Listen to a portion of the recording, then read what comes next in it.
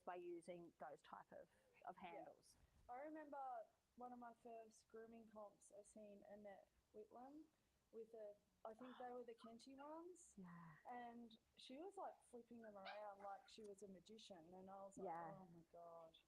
Yeah. That's amazing. For curves, they're quite good. A lot of people use a even handle in a curve because you can flip them.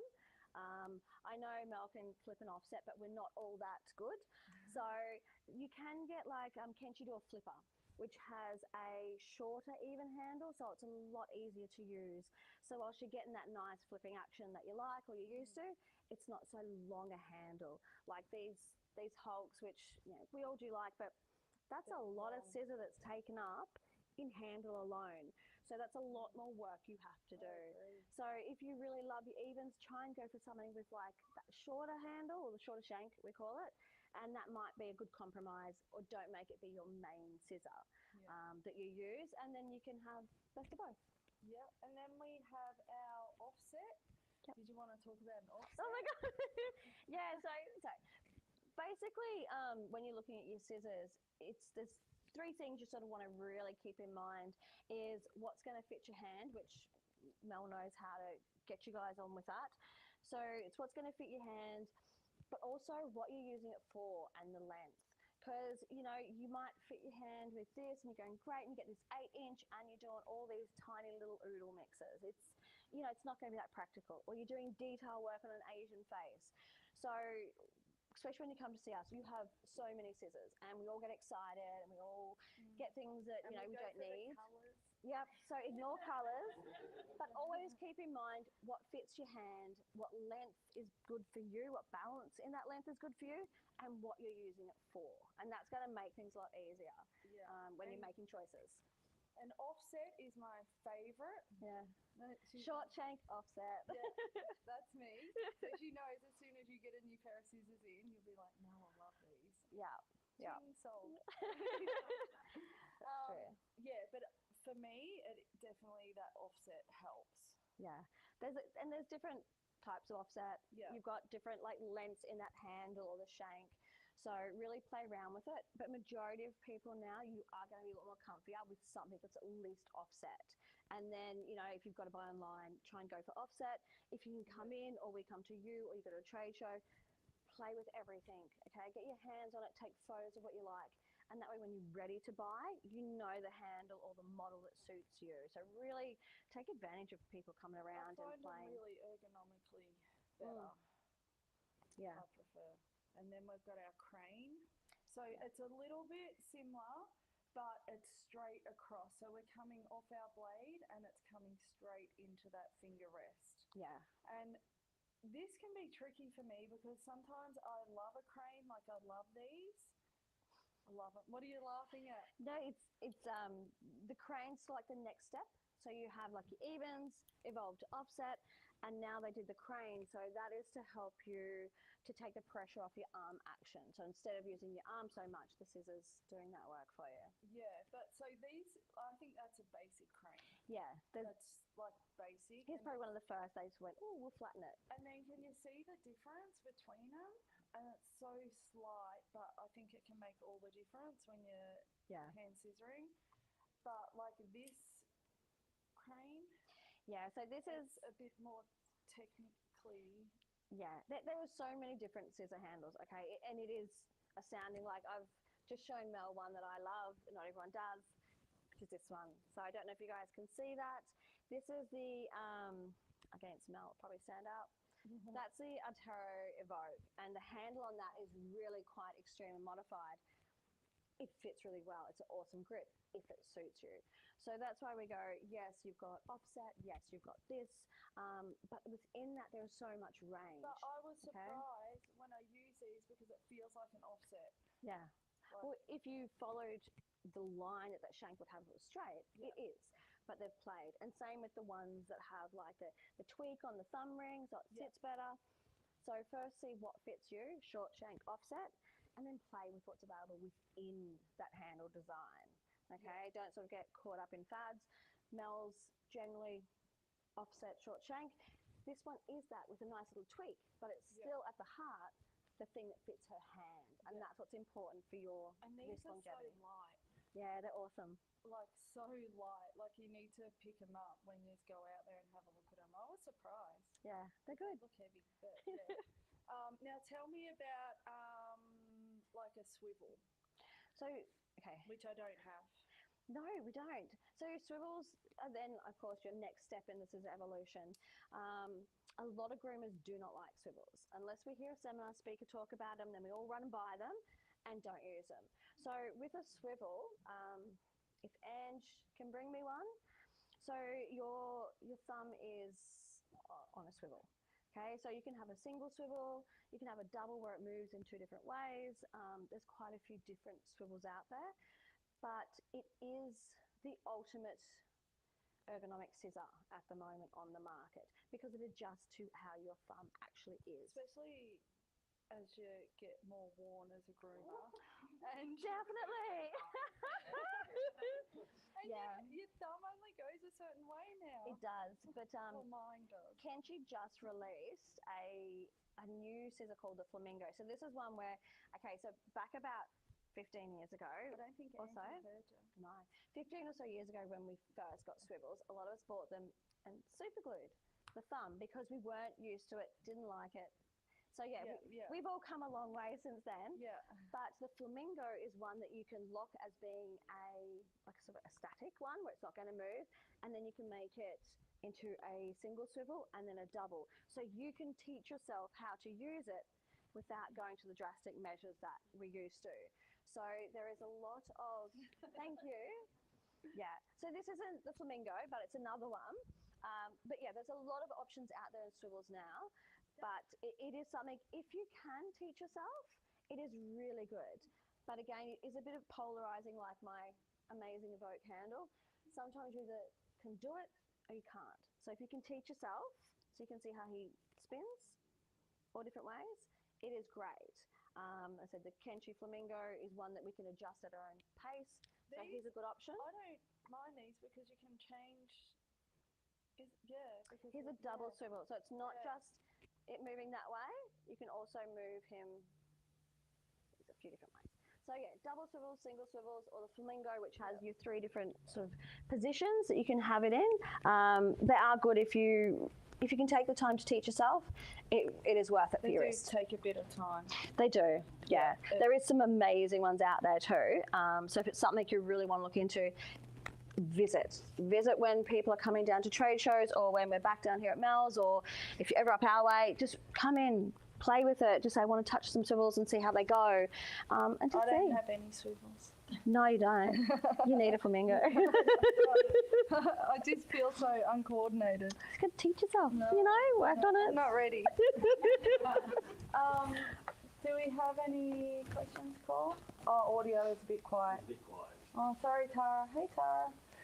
So let's talk about our edges. So when I teach, I talk about the 2 main edges. So we've got a beveled edge, and this is a pair of scissors that was sharpened wrongly, but I've kept as my explanation scissor.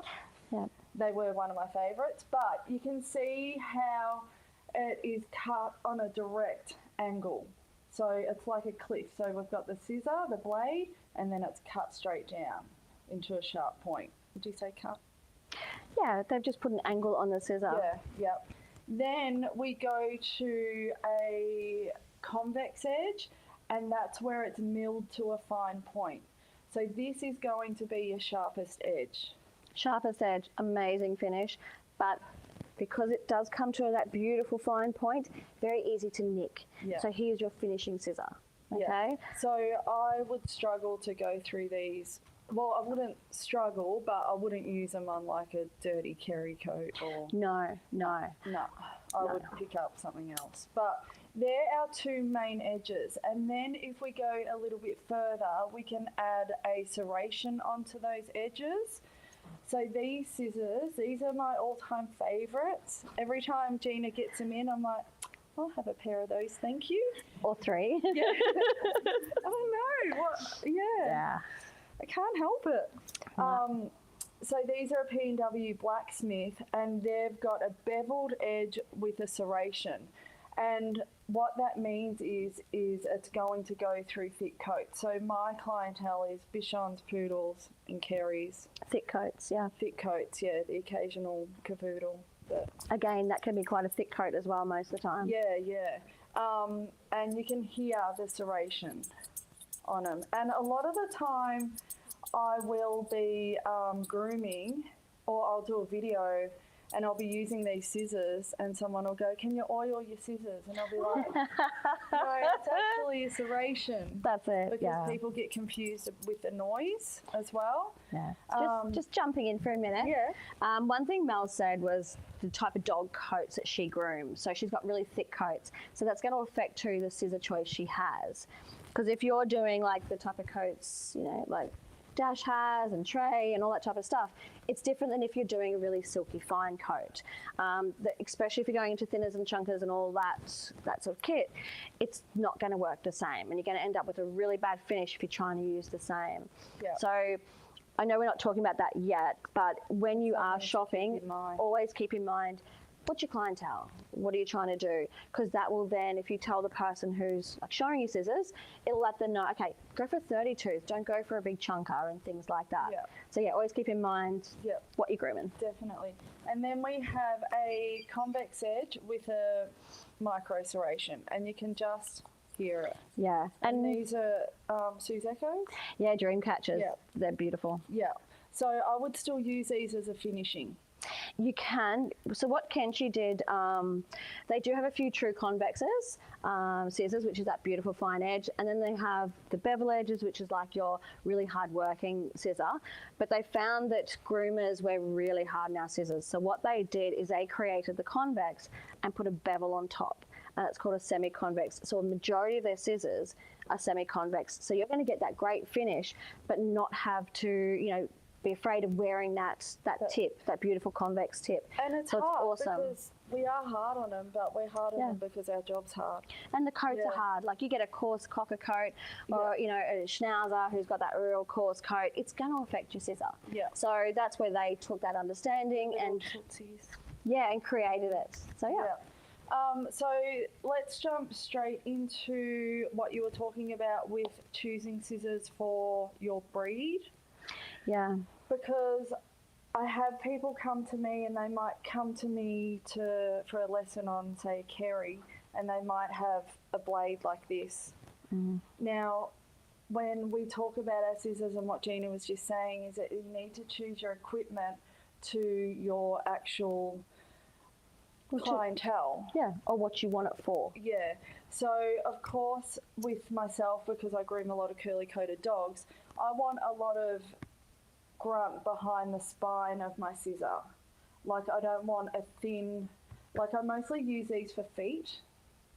So, and maybe ears and more intricate areas. Yeah, a little bit. Because my hand, if I start scissoring my poodle with these, my hand's going to get very, very fatigued very fast.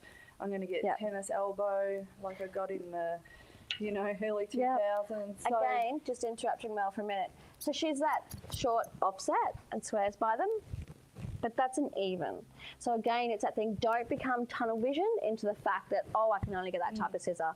No. It just means you might not use this one for every grooming you do. Yeah. But he's got an awesome point. He's going to be great for doing details in the face, great for feet because it's nice and short with a light blade. So think of what you're doing and, you know, don't be afraid if it's not the exact handle. If he's not your everyday main scissor, then... Because I always look to see, okay, do I need a more detailed scissor than this? So like for this, I wouldn't use this on a detail because it doesn't come to a point where I can really get in there and do precision cutting.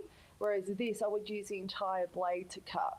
Yeah. Whereas this, I'd probably go in a bit more detailed. That's it. And then these, I would do more detail as well. Yeah. So it's really important, and I say this for combs, slickers, everything, that when you're using or buying equipment, think about the clientele you have, because there's no good use buying a pink comb.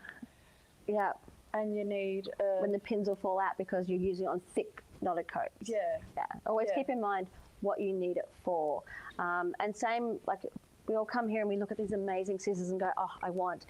And I'll always ask you, what are you not getting with your grooms? So you have your scissors, but what do you find, oh, it's not quite working right? You know, things like that. So always keep that in mind too when you're coming to have a look, because you go, you know what, I can't quite get that ears to sit nice and flush. What can I use? It might be a small little chunker that's just going to take out that bulk and be nice and sweet.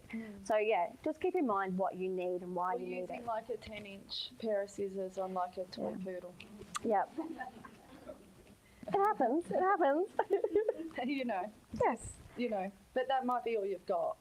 That's it. Yeah. So that's another thing. But so let's talk about our chunkers and blenders and our different blades, because I find that people, and I was just talking to Jen about this, that they pick up a pair of chunkers and they use them the same as a pair of straights. Yep. And they cross the blades and they give us a call going, I just picked it up, opened it once, it won't close. It's faulty. Generally, unfortunately, that is due to the action that you have and the pressure that you're applying on the blade. It crosses them over. And you have these amazingly beautiful big teeth that when you do that, the teeth just chunk in on that straight blade and cause it to burr and stop it from closing. So that's why it's super important to know how to use them properly. Because we have a different cutting action. So when I use, say, a curved pair, or let's just do straights because that's easy. Yeah. I put a little bit of pressure on the blade with my thumb. And as I'm coming down, I'm opening and closing and just applying that pressure as I'm closing the scissor. But when I pick up a pair of blenders, chunkers, whatever, thinners, I don't apply any pressure. It's just opening and closing. There's no pressure. As soon as I apply pressure, I can feel the teeth starting to press on that blade, and that's when we're going to get blunt. Yeah, you get burring. And it's super easy to fix. You just go to a sharpener and they just take that little bit of a burr off and double check that the teeth aren't damaged. So it's not like the end of the world or that, but it is nearly 99% of the time caused because of that pressure. Okay. And I think it's just a common mistake, and you know what it's like. You're grooming and you're like, oh, yep, do that, pick up that, do that, but it's so easy to do. You're not transitioning between the two different scissors and providing the two different techniques for the scissor you're picking up. Yeah. So we do try and say, I know a lot of new groomers are going, I need these chunkers or whatever they're calling, texturizers, blenders. Get your action right with a straight first. And I know it's super exciting to get all your scissors, but work with those ones first. Sit in front of the telly, do your action, and then when you go to buy your nice chunkers, you're not going to have those issues, or you're less likely to have issues. Because we all still do it. We just rush, you know. You shove your thumb in too far because you're doing quickly, and it happens. But if you take the time at the start when you're learning, get your fingers right, get your handle right, practice, practice, practice, and then start, and you won't have the issues when you're playing around with curved scissors and chunkers, which, you know, that's a whole nother ball game. And itself. If anybody, I know there's a few of my students here, like I mostly teach with straights. So, and it's that initial cutting action and how to maneuver your body and your hand to be able to use a pair of scissors. Yeah. Because and it's easy to pick up a pair of curves and make the shape of the curve. Yeah, and a lot of groomers nowadays, we've noticed, especially in Australia, use curves. Do not like using straights. And again, I'll always say that's personal preference. But if you know how to use a straight, it's going to make your life easier. You know, something might happen to your curve and it drops. Or you might want to get a beautiful, nice, straight column leg and it's not quite working. It gives you other options. So just take the time and, you know, play around. If you've got a dog that's coming in and it's like, oh, just shave him off, you know, do him to a 7, and it's a nice coat, get a new pair of scissors that you just bought or get your chunkers and have a play. Because then you're going to see, oh, so in this coat, this is what works. You know, you get the schnauzer with the bad skirt like one of my girls. Get the chunkers and go, oh, I'm never doing that in client's dog. have the opportunity to play when you've got those type of dogs that you're going to clip off, because then you'll know. Because it's only through experience you'll get it. Behave differently all the time. Like we can have two poodles, but one might have a closed coat, the other one might be more open, so I might use different scissors for each one. And that's it. And it's the same breed. Yeah, it's really hard to go. I can give you 3 scissors if you need 3 scissors, and I can tell you this thinner is going to be the one to have as a general one. But keep in mind down the track as your clientele becomes more set, you're going to need to get more. You know, you all know cavoodles. One will have this little wavy silky coat, and one's got this horrible wool coat. You can't use the same thinner on both of those guys. It's just not going to give you the right finish. So when you're starting, definitely, you know, you get your nice little 3, but keep in mind, like everything, you know, you're growing and you're getting your styles and you're evolving in what you do, and your clients are evolving. So yeah, you want to keep up with it. Yeah, I agree. Okay, so let's talk about how we're going to hold our scissors. This is over to Mel. Oh, okay, so I prefer that when we hold our scissors, that we are definitely putting our ring. As Mum, who you all probably know, Grace, the old lady, white hair. So she always goes, you marry your scissor, and it's the easiest way to remember it. I love that when she said that. I was trying to tell people, and I'm like, oh, which finger? Mum goes, marry your scissor. Yeah. It's your ring finger. So easiest way. Ring finger, and definitely using your pinky. Yes, the pinky is forgotten. Keep it stable. I got told off for not, using the pinky rest, because hey, it's a little pinky rest. What does it matter? It matters because you need it balanced across your whole hand. And whilst it's only a pinky, it actually helps to maintain that back balance. Yeah. And otherwise, you get a little chop as you cut. So it is important, and we all forget because it's just hanging there. But really try and balance across your whole hand, and using the pinky rest will help you do that. It's a little thing, but it does matter. Yeah. And I like to wrap my fingers around my scissor. Some people are lucky enough they can hold like this. Yeah. I can't. So when people can't, like they're a bit unsteady, I'm like, just give it a bit more and rest the scissor on your knuckle. But when we want to open the scissor completely open. And I know that sounds so silly, but if I use these scissors, I really struggle. I love these scissors, but I can only open it that far. Yeah. Now, I will say, when Mel's talking about opening the scissor, she's not talking about opening the scissor, okay? Yeah. We get a lot of groomers who come in and they'll pick up a chunk and go, I've got to open it, and they open it and the first thing they do is bar it. So it's not opening all the way, because no one's going to use that part of the scissor. It's more like about a 90-degree open. Yeah, like sort of. There. Yeah. So that's open. Yeah. It's not like 180s. Yeah. Not like. There's a lot of confusion about that. The splits. No. Not the splits. But when we open, we want to be able to do this comfortably. So our thumb is just coming up and down. So it's nice and steady. That's our action. As soon as the scissor is too big for our hand, that's when we're going to start bouncing, getting fatigued, and choppiness starts to occur. Yeah. That's what I find.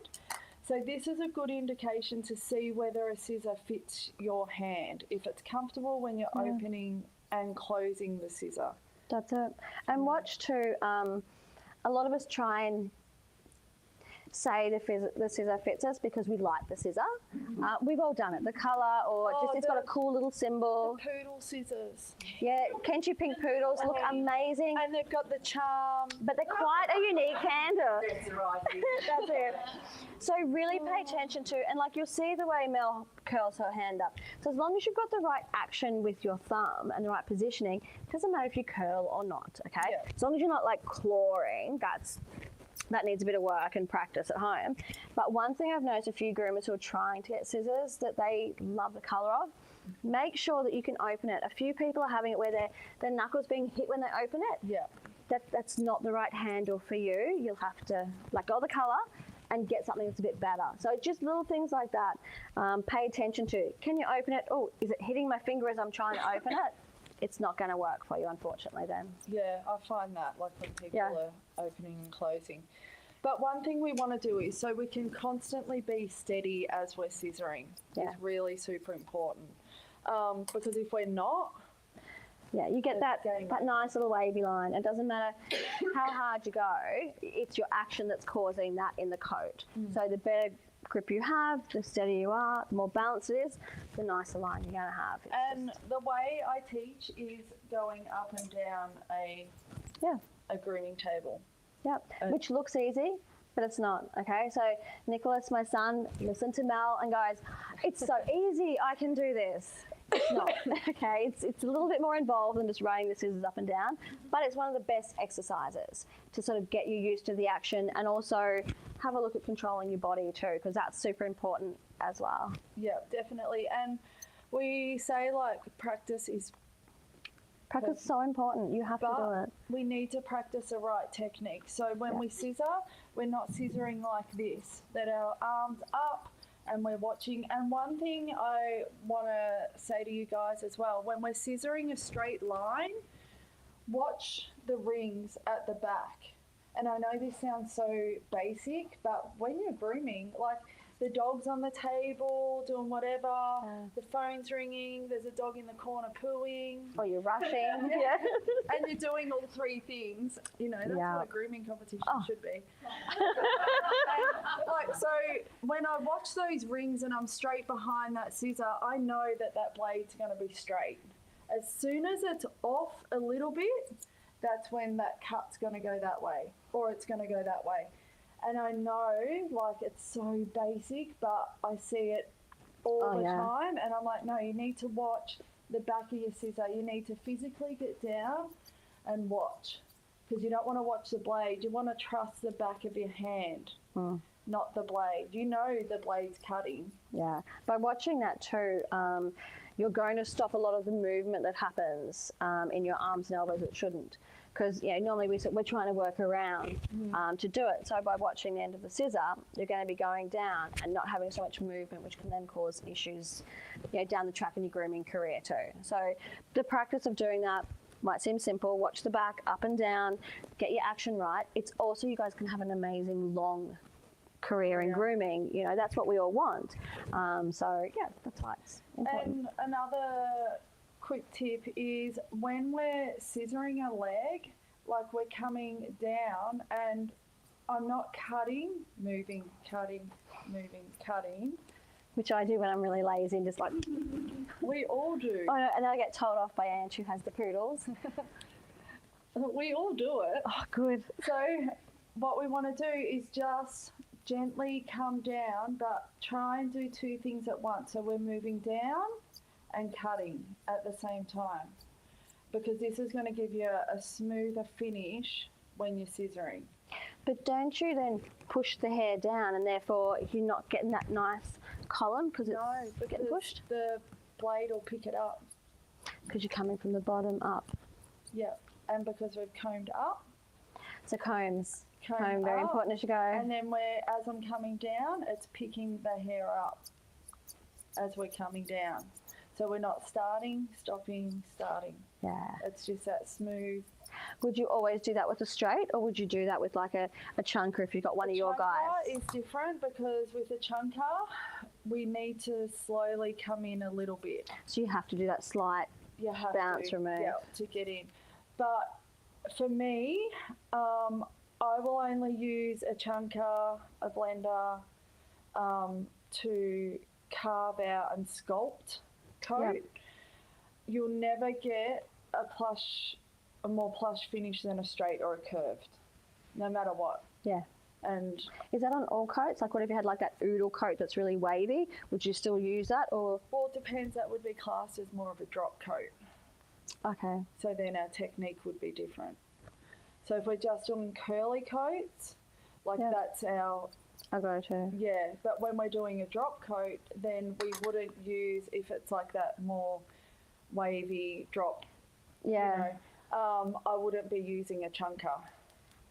Would you use like a thinner, like a nice wide thinner? Yeah, like a 32? I would use like something with a bit more teeth in it, so it's going to take out less hair, because this is really going to take out a lot of hair Yeah, it's like a straight, and just leave some wispy bits with the straight. It's pretty like fierce and gnarly. Yeah, like to take out a lot of coat at once.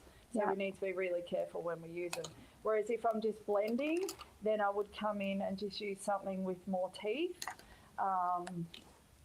Even these, I like these as well. Yeah, they're quite a nice substantial tooth. That's why blending. Yeah.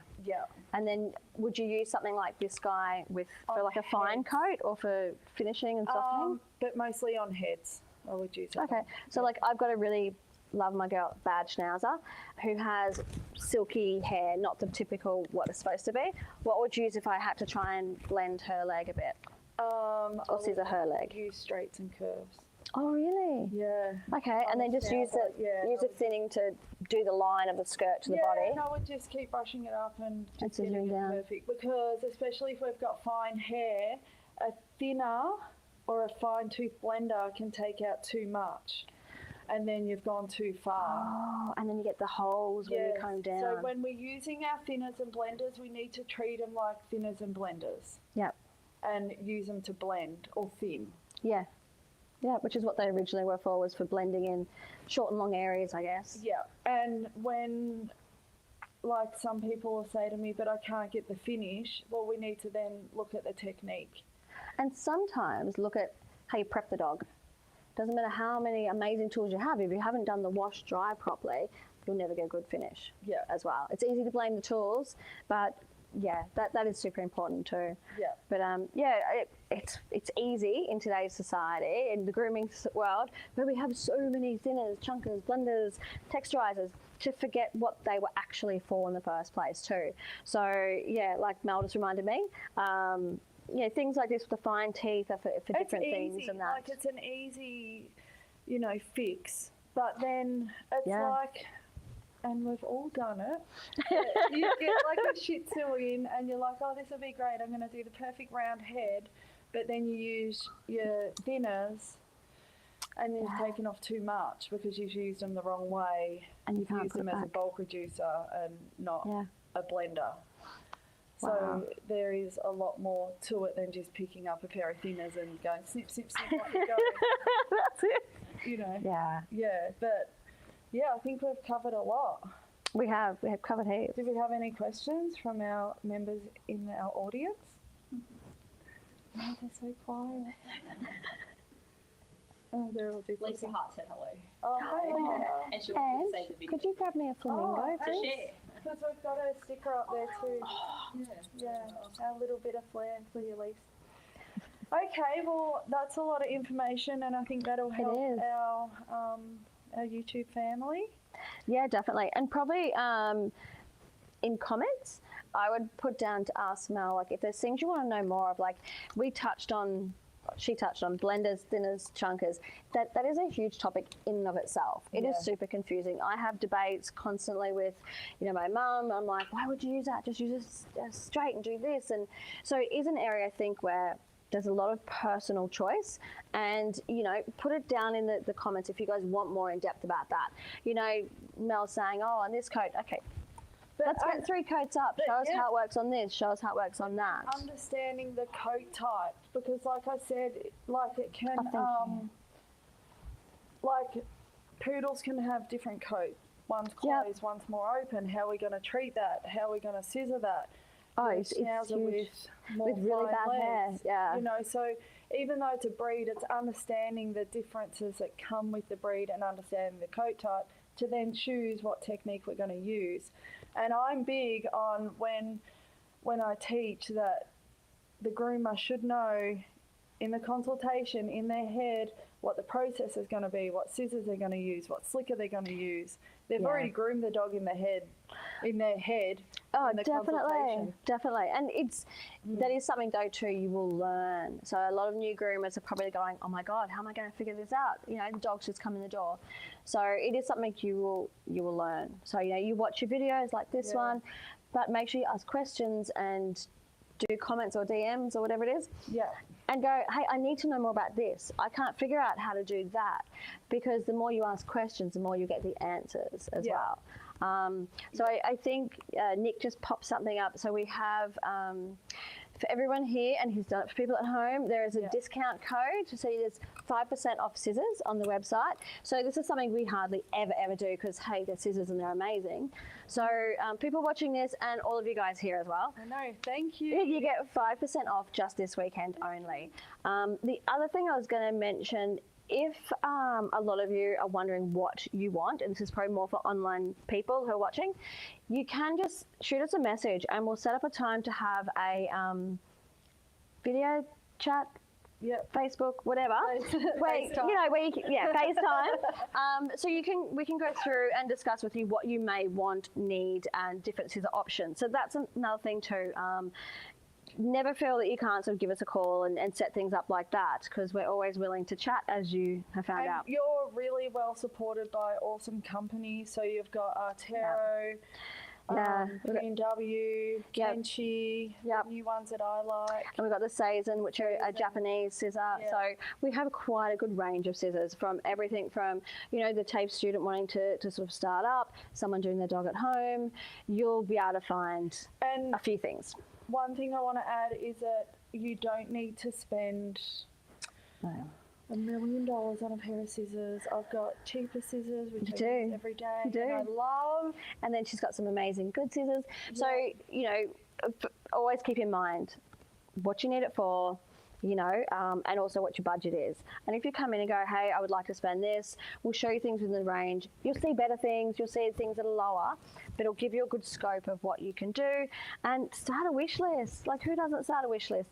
You know what, you're learning to groom, you're gonna get the Artero ones, or maybe the Kenchi Loves. Oh, I love and then the Artero ones. They are good. Yeah. And then on your wish list, put the Epicas or put the 5 stars. Yeah. So, always think that what you're going to get today doesn't mean that's it, you're done. Our hands change, we get arthritis, we get knobbly, we get sore. So your scissors will change, your clients will change, your scissors will change. The grooming styles change, your scissors are going to change. Like, that's how it goes. Teddy trims with fuzzy noses. We are on really bad coats that don't work. Your dogs. My dogs. Not my dogs. No, mine. No. So, yeah. Anytime you guys need anything, please don't hesitate to call us as well. If we can't help you, or if you're after advice and we're a bit lost, we'll probably nab Mel, we'll ring other people, we'll tell you where you can get it. Normally if we're at the same trade show, I'm in the scissor booth. Yeah, don't let her escape our booth, okay? Yeah. So we put her in there and that's it, she stays. Ask her all the questions, don't let her go anywhere. Yeah. So we'll put the link as well underneath in the comments for people at home, and that's until Monday. Yeah, Sunday night. And it's just Mel 5. Mel 5. Made it really easy. Off, so 5% off scissors. So it doesn't matter if it's Kenchi, Artero, P&W, Seisen, or anything like that. We just thought that way everyone's got a choice. If you're not sure, give us a call or to set up a chat or something, and we'll still extend that code to you as well, because you don't want to feel like you're pressured into buying something that you're not sure of. So we're more than happy to do that. I know, but it's good. And so that's Australian Eastern Standard Time too. Yes, and Australia only. So we just ship within Australia. So so no international. Sorry guys. You'll have to come to Australia. That's it. Okay, well that's awesome. That's a lot of information, which I love. It's heaps. Okay, awesome. Well, thank you for joining us, and we will definitely put all the links below for DGS and put the discount code, which I think they've already done. And I think that's it. Until next time, happy grooming, guys. Let's go shopping.